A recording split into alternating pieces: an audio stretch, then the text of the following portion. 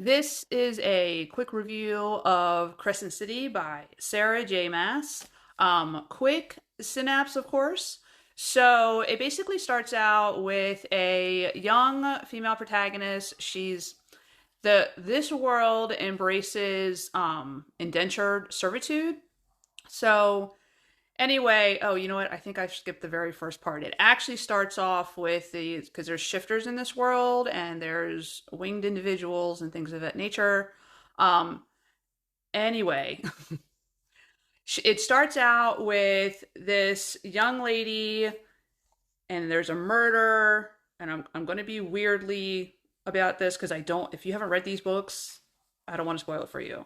There's a murder. Then there's trying to figure out what happened with the murdered. There is indentured servitude involved due to people basically sell their services and they have to work those services off. So that's just part of the like world culture. Um, anyway, it's high fantasy. Along the way, part of figuring out the murder is one of the detective people who gets hired to protect her so she doesn't get, bad things don't happen to her. They end up living together.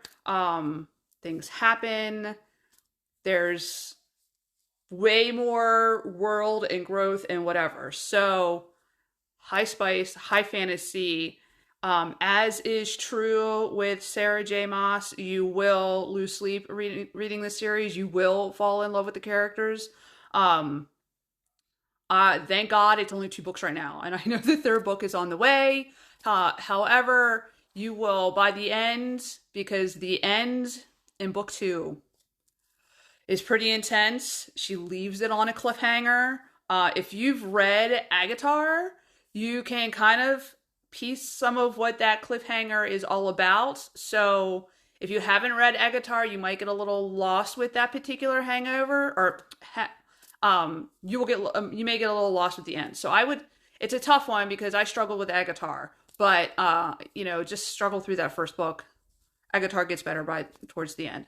But anyway, you can definitely see where Sarah leaves all of her nuggets for people to find, to see how the worlds are potentially connected and where she may be going with the story. So, especially if you've read Throne of Glass. So, anyway, I hope I didn't spoil too much for you. 5-star read. Definitely pick it up. Available audiobook, ebook, and print. Reader beware. Talk to you later.